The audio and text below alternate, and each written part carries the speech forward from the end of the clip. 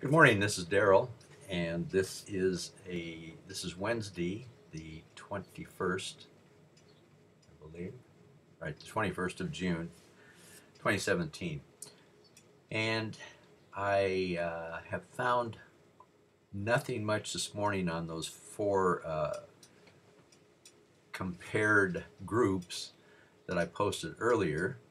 So now I've added today, just because I was bored, added the Australian dollar and the New Zealand dollar to compare those to see of any differences. And voila, that's the only thing that's come to light today. What we're looking at here is a 1 hour Australian dollar in the green, and in the orange up here is a New Zealand dollar. And on the 1 hour, I noticed that up here, right at the top, was a price was going down, and down here at the bottom, the price was going up on the Australian dollar. Okay, so seeing this as divergence, I didn't see a setup right here, but let me put this line back on here. What I did, in fact, let me make these a little bit more prominent. I know they don't show up very well on the video. Okay. Anyways, so there we go. All right, so then I switched down to the 30 to see if I could find anything. And sure enough, on the 30-minute, we get what's possibly tradable divergence. As you can see, we have this peak going to this peak going to this peak, creating a situation where we may get a chance to go down. So on the 30-minute, since the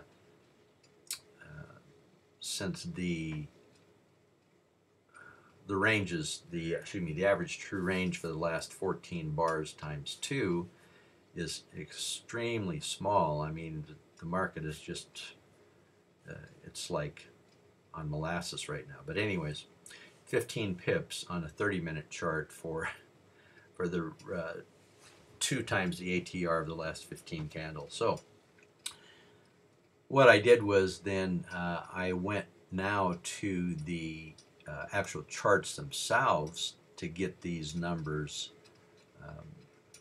betterly, very good, new word, to get them better oriented. And the time I'll be looking at on those is 13:30 on my charts, which close New York time at 5 p.m. Okay, so at 13:30, now I want to go to the charts for the New Zealand dollar and the Australian dollar. And these are also both 30-minute charts. So I'm going to be looking for an entry on the New Zealand dollar. Okay, and once again, as a reminder, I'll bring this up in case you want to commit it to memory. Items, okay. You buy the one that does not. So in this case, it's number 2 here. If one pair makes a higher high and the other does not, which is what we're looking at here, higher high, lower high, then the other does not, sell the pair that does not because it's weaker. So this is the lower low right here. And so then I'm looking for a sell on here. But now, if you watched the video comparing the pound dollar to the pound yen yesterday, you know that I also scaled down, and I went down to the 15-minute on this, and the Aussie dollar we already established that's what it is. So I went down to the 15-minute on this to find hopefully a better entry. And let me bring up the bars here. And on the bars, this was the first candle to close right here, okay, to verify that let me put a line on that so you can see it, this candle right here, to verify that we in fact did have um, a high point, or a fractal if you choose to look at it that way. So as you can see right there, what I'm talking about, we have this high point to this high point, which is a lower high according to the close anyways, and then this one closed down here at about 37.7, and it's 15.6. It was actually 17 pips based on this chart for the distance that I was looking for. Right now it's dropped at 15, but it was 17 pips for the 2 times ATR on the New Zealand dollar.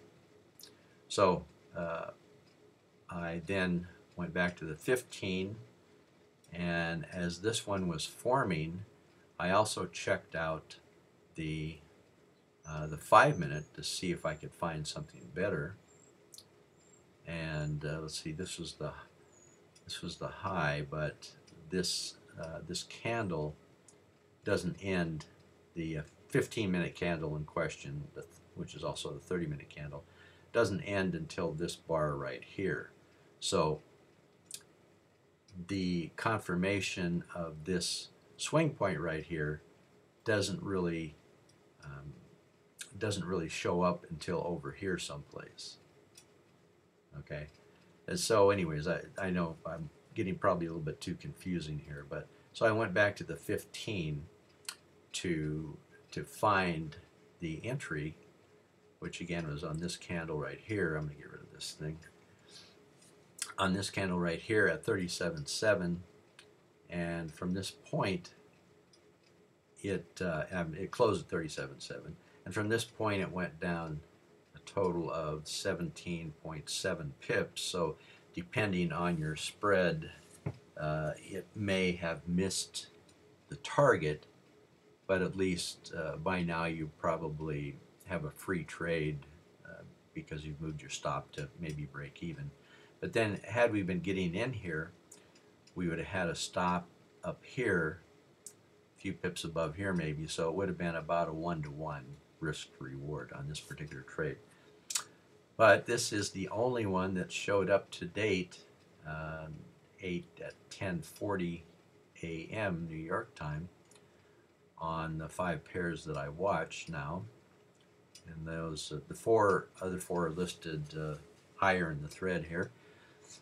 And so once again today I've added the Australian dollar and the New Zealand dollar and got one trade out of it. I did not see this in time because I was busy setting up the chart, and by the time it's set up to trade it, I was not ready to trade it myself because the time had actually already passed. Anyways, that's it for today. I certainly hope this was helpful and to help you understand what's going on here, and we'll talk to you later.